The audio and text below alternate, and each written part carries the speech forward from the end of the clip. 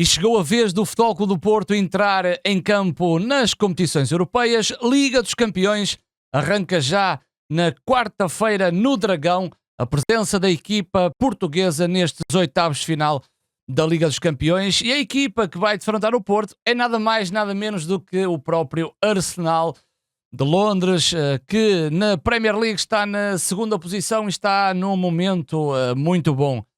Já sabem, os links para as nossas redes sociais estão em baixo, na descrição. Subscrevam o canal, que é muito importante. Aquele likezinho e na caixa de comentários escrevam o que é que vocês acham sobre este jogo do Futebol Clube do Porto no Dragão. Vamos então avançar para o quadro da Academia das Apostas.com. Estamos aqui com o quadro dos oitavos de final da Liga dos Campeões, onde já tivemos alguns jogos desta fase, mas, como eu disse, o arranque da Liga dos Campeões é mesmo para o Futebol Clube do Porto, que vai ter aqui um embate de gigantes frente à equipa do Arsenal. Primeiro jogo no Dragão, quarta-feira às 8 da noite, mas vamos puxar um pouco a cassete atrás e ver o que é que a equipa do Arsenal e do Futebol Clube do Porto fizeram na fase de grupos. Ora bem, grupo B, o Arsenal ficou em primeiro lugar com 13 pontos, uma equipa que marca 16 golos e apenas sofre 4 golos, num grupo onde contou com o PSV, com o Lens e com o Sevilha. Portanto, Arsenal a dominar este grupo B da Liga dos Campeões. Já o Futebol Clube do Porto foi o grupo, acho eu, o último, grupo H, é isso mesmo, Porto, que esteve no grupo do Barcelona. Ambas as equipas fizeram 12 pontos, a contar também com o Shakhtar Donetsk e o Antuérpia. Futebol Clube do Porto com 12 pontos, faz então 15 golos e sofre 8 golos. Curiosamente, o Porto foi a equipa que mais marcou golos no grupo H desta Liga dos Campeões. Então vamos ter o confronto entre a equipa do Futebol Clube do Porto e do Arsenal, a cruzar aquilo que são os últimos resultados das duas equipas, em que eu acredito que o Arsenal vem aqui com 5 jogos, 5 vitórias, e apontamos também aqui o jogo do Arsenal frente ao Liverpool, em que os Gunners venceram por 3-1. Portanto, o Arsenal nos últimos jogos tem estado muito bem. Atenção que o Arsenal, a última derrota foi com o Liverpool para a taça no dia 7 de janeiro. Portanto, o momento para o Arsenal está bom depois deste período curto com resultados mais negativos. O Futebol Clube do Porto vence o Estrela da Amadora no último jogo em casa, sabendo que o Porto passou aqui uma mini crise de resultados, o empate em casa frente ao Rio Ave e a derrota fora no campo do Arouca. Portanto, o Futebol Clube do Porto nos últimos 10 jogos tem uma derrota e 2 empates, e o Arsenal nos últimos 10 jogos tem aqui 3 derrotas e um empate seguido de vitórias. Portanto, acredito que o contexto para a Liga dos Campeões seja diferente, porque é o palco para que todos os jogadores queiram jogar e se mostrarem, até porque os holofotes estão na incidência desta maior competição europeia de clubes. Em relação ao Arsenal, e eu acho que toda a gente conhece o Arsenal, é muito diferente daquelas previsões para a Liga Europa, com o Karabakh, com o Toulouse ou mesmo o Young Boys. Portanto, a maior parte dos apaixonados por futebol conhece muito bem este Arsenal, que tem um plantel de luxo, não é? Plantel de luxo, e até eu acho que é injusto falar de jogadores esquecendo outros jogadores. Portanto, é um plantel recheado de excelentes jogadores.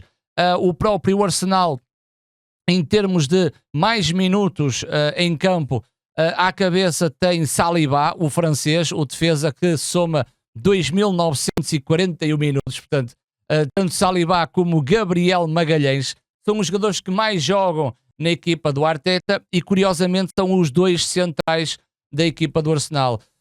Declan Rice, o médio, na terceira posição, depois Bukayo Saka e Ben White, Odegaard. Portanto, o Arsenal é composto por excelentes jogadores, e este é o top 5.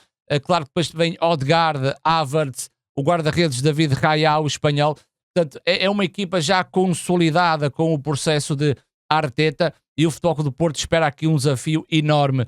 O Arsenal, que fez o último jogo frente ao Burnley, que venceu por 5-0 fora, o Arsenal que está na segunda posição, tem aqui 25 jogos, está a 2 pontos do Liverpool, mas o City tem aqui menos um jogo, portanto há condição com 53 pontos. O Arsenal na Premier League tem 22 golos sofridos, portanto o Arsenal é a equipa que menos sofre na liga interna e tem 58 golos, é o segundo melhor ataque da Premier League, atrás da equipa do Liverpool. Em relação às notícias que vamos tendo por parte das duas equipas, o Futebol Clube do Porto realizou o treino antes do Arsenal e o Futebol Clube do Porto tem 4 baixas, parecem-me confirmadas, mas até à hora de jogo fica aqui a dúvida. Gonçalo Ribeiro, Zaidu, Marcano e Taremi, lesionados, não subiram ao relvado para uma sessão que Vítor Bahia, administrador da SAD, assistiu de perto. Ou seja, Taremi, Marcano, Zaidu e Gonçalo Ribeiro estarão de fora. Foi chamado o Mendes, o lateral esquerdo, para o treino de manhã, mas o próprio não está inscrito para a Liga dos Campeões. Em relação aos Gunners, há aqui algumas notícias que traz alguns jogadores ao treino do Arsenal. Arsenal que conta com Thomas Partey, já regressou ao treino, e Fábio Vieira. Portanto, são 2 jogadores que estão de regresso aos treinos e ao comando de Arteta. Curiosamente, Gabriel Jesus e Zinchenko estão de fora por lesão. Em relação às equipas previstas para esta quarta-feira, há aqui sinais contrários. O Sportsmall, que é um site que eu uso muito, aponta Taremi como titular e eu creio que Taremi não vai ser titular. Eles tinham aqui tirado o Francisco e colocado o Taremi e eu desconfio dessa situação porque Taremi nem subiu aos relevados. E por parte do Arsenal, venho aqui com uma equipa que eu vou apontar no meu quadro tático. O line-up, por exemplo, no Play Sharper, para o Arsenal, Raya, Ben White, Saliba, Gabriel, Kivior, Odegaard, Declan Rice, Havertz, Saka, Trossard e Martinelli. Já o Futebol Clube do Porto, e atenção que tem aqui estas percentagens, a dúvida estaria aqui, não, mas Gabriel Jesus parece-me que não está recuperado, mas em termos de dúvidas, poucas dúvidas. Em relação ao Porto, já traz o Francisco Conceição, em que Diogo Costa, João Mário, Pepe, Otávio no 11, Fábio Cardoso está a 40%, talvez Otávio vá jogar, Wendel, Nico Gonzalez, Varela, Francisco Conceição, PP, Galeno e Evanilson, sabendo que o próprio Zaidu também está lesionado e parece-me ser grave. Em relação àquilo que eu trago em exercício final, portanto, o Arsenal com David Raya na baliza, Ben White, Saliba, Gabriel Magalhães, Kivior na esquerda, depois Declan Rice com Odegaard, Havertz, e vou já explicar como é que isto se vai desenrolar, Bukayo Saka à direita, Martinelli na esquerda e Trossard no meio como jogador mais avançado desta equipa, que em muitas situações até nem parece. Mas já lá vamos. Futebol Clube do Porto com Diogo Costa, João Mário, Wendel, Otávio e PP. Depois meio campo com Varela e com Nico Gonzalez. PP, Pepe, Otávio e Pepe. PP joga mais à frente. É o que faz a ligação com Evanilson. Galeno na esquerda e Francisco Conceição na direita. Quais as dificuldades que o Porto deverá ter no jogo de quarta-feira?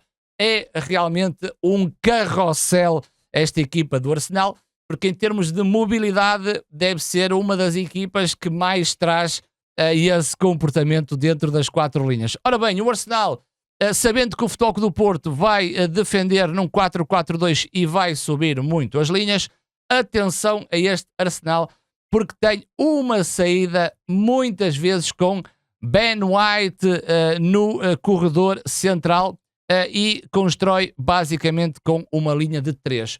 não é lógico e matemático que o Arsenal saia sempre com uma linha de 3, mas até porque havendo situações sem pressão, muitas vezes o Ben White fica aberto e eles constroem a 2, mas no último jogo, curiosamente, o Ben White junta-se a Declan Rice e o Arsenal consegue sair numa linha a 3. Atenção a PP e Evan Nilsson, até porque o Arsenal vai ter aqui superioridade numérica e é uma equipa que sabe sair com o futebol mais associado. E depois de realçar que Varela e Nico vão subindo, Francisco Conceição com Galeno, e aqui a grande dificuldade, porque se o Arsenal aproveita a superioridade numérica 3-2, o Ben White obriga depois a criar referências com Varela, Nico em Rice, e a movimentação de Havertz e Odegaard é realmente incrível no espaçamento entre linhas, até porque o Futebol Clube do Porto mete uma linha de 4, e atenção que tanto o Wendel com o João Mário, existe aqui indicadores, o Wendel com Bukayo Saka e João Mário com Martinelli, sabendo que o Porto aqui tem superioridade numérica, mas o grande problema que o Porto vai sentir é realmente o posicionamento de Odegaard um pouquinho mais à direita e Havertz a procurar o jogo entre linhas, sabendo que Trossard é um jogador que também baixa. Portanto, o Porto terá uma dificuldade no controlo deste meio campo, primeiro porque tem uma saída a 3-2 e depois aproveita aqui um espaço de 4-2. Terá Galeno e Francisco Conceição um trabalho muito importante para que não deixe o Arsenal procurar esses espaços, que eu acredito que o vão encontrar. E isto não só agrega a forma tática do Arsenal jogar, como também a qualidade individual que estes jogadores têm. Portanto, o Porto, quando vai subir as linhas, tem que ter muita atenção às movimentações de Odegaard e Havertz, sabendo que Ben White vem para dentro. Porto, que dentro do seu meio campo, e atenção que este Arsenal é uma roda viva, é uma equipa que em termos de mobilidade traz muitas soluções à equipa de Arteta. Esta equipa, quando sobe, atenção que Ben White já se coloca nesta zona com Bukayo Saka aberto, Martinelli também, portanto o Saka e Martinelli são jogadores que dão muita largura e apostam em situações de 1 para 1, atenção Wendel e atenção João Mário, e depois aqui é algo confuso para quem quer defender com referências, e esta equipa do Arsenal traz claramente um corredor central com muita dificuldade de marcação, até porque Trossard e Havertz são jogadores bastante móveis. Muitas vezes Trossard fixa e Havertz aparece no espaço entre linhas um pouco mais vagabundo. Também já vi Trossard a aparecer na linha, dando uma linha de passe a Ben White mais recuado, e Bukayo Saka coloca-se aqui entre o lateral e o central, e depois desenvolve aqui uma forma de jogar muito interessante, em que várias situações é Bukayo Saka que ganha a linha final, e depois há comportamentos coletivos que faz com que os jogadores avancem para a área, em que Trossard, ao fazer o movimento para dentro, também para atacar o último terço.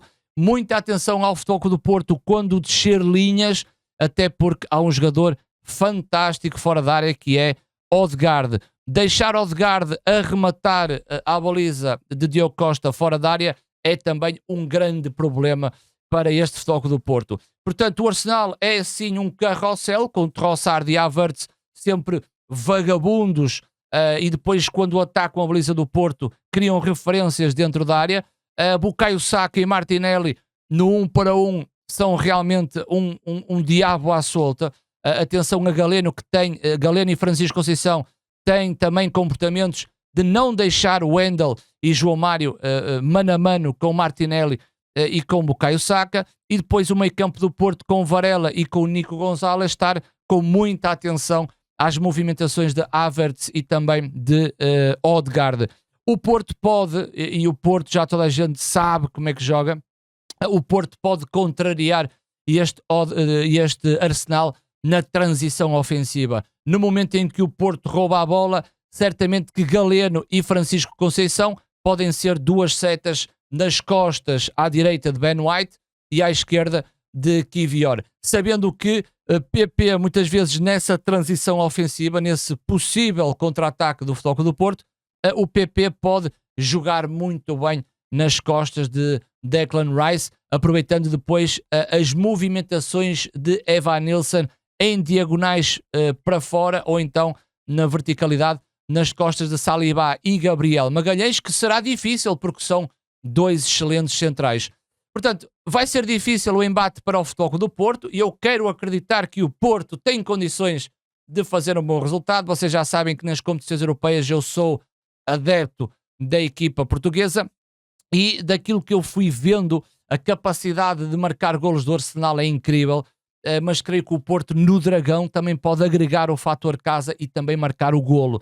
Portanto, eu acredito que neste jogo vamos ter ambas as equipas marcam como aposta desportiva. Boa sorte para o Futebol Clube do Porto, até porque quinta-feira temos mais 3 jogos para fazer a nossa previsão e espero sempre que no final as equipas portuguesas vençam os seus jogos.